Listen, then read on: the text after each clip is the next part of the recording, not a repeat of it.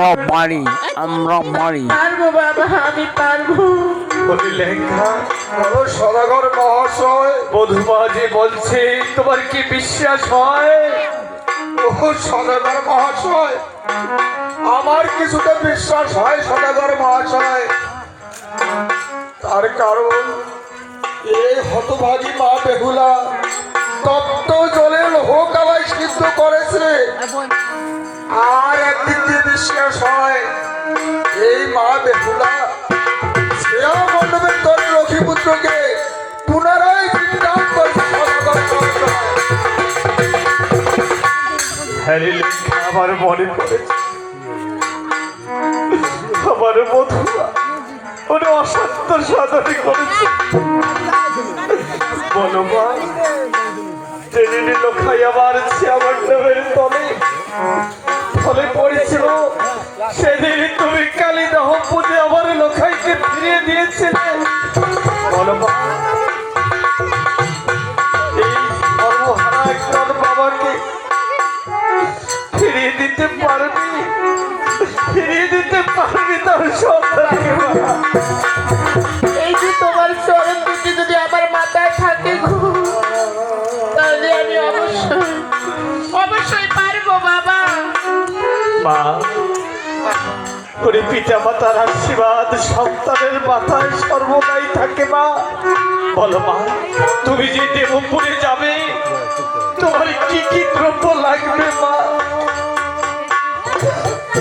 আমি বলছি বাবা, ওগো শ্বশুর বাবা, করি নিবেদন পত্র কচি কোলা বাবা আমার করো। না বধুমা, না, শোনো বধুমা, কোলা না দিন বধুমা, কোলা না দিন গো। আর পুত্রের চাইতে বধুমা কোলার বরস। মা দেবে খাবো, পঠুয়া বেছাবো, আরো বেছাবো কোলার মুড়ি, তাকেই বেচে খাইবো আমরা দুই বুড়া করি। কি বললে বাবা? তাই তোমার কোলা আমি দিতে পারবো না। ওগো শ্বশুর বাবা, তোমার নাহি দয়া, ওরে পুত্রে সে ওগো বাবা তোমার কোলার বড় ওরে হে লেখা রে, বলো সদাগর মহাশয়, ওরে লেখা, বলো। ওরে বধূমা যে আমায় তিরস্কার করছে রে ভাই। ও সদাগর মহাশয়, এ তো তিরস্কার করার কথাই সদাগর মহাশয়। ও সদাগর মহাশয়, পুরিলে হবে ছাই, আশাইলে যদি পাই।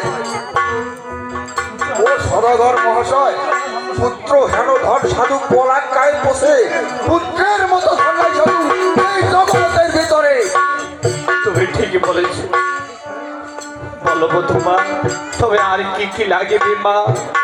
ওগো শ্বশুর বাবা, করি নিবেদন একখানা সোনার বন্ধুর বাবা আমার করো।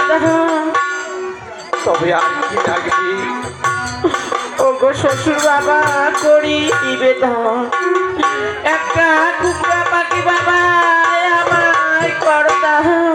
বেশ, তাই হবে। করে লেখা, বলো। বধূমা যে সব দ্রব্য চেয়েছে সব তুমি সংগ্রহ করে নিয়ে এসো ভাই। বেশ, আমি তাই করব সদাগর মহাশয়। যাও, তুমি আর অপেক্ষা না করে সবকিছু নিয়ে এসো। পাগলি, তুমি তাহলে দেবপুরে যাবে মা? যাবো বাবা।